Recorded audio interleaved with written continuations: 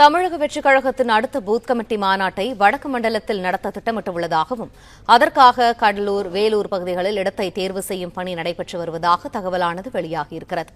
இது தொடர்பான கூடுதல் தகவல்களை எமது செய்தியாளர் மகேந்திரன் வழங்க கேட்போம். மகேந்திரன், வணக்கம். விரிவான தகவல்கள் என்ன?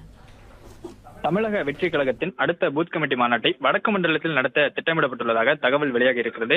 குறிப்பாக கோவையில் ஏற்கனவே முதல் பூத் கமிட்டி மாநாடு நடைபெற்று முடிந்தது. இதில் மேற்கு மண்டலத்தில் அமைப்பு ரீதியாக பிரிக்கப்பட்டுள்ள 24 மாவட்டங்களைச் சேர்ந்த பூத் கமிட்டி நிர்வாகிகள் கலந்து கொண்டிருந்தனர். இந்நிலையில் அடுத்த மாநாட்டை வடக்கு மண்டலத்தைச் சேர்ந்த மாவட்டங்களை ஒருங்கிணைத்து நடத்த திட்டமிட்டுள்ளதாகவும் இதற்கான இடத்தை கடலூர் மற்றும் வேலூர் பகுதிகளில் தேர்வு செய்ய தற்பொழுது இந்த தேர்வானது நடைபெற்று வருவதாகவும் தகவல் வெளியாகி இருக்கிறது.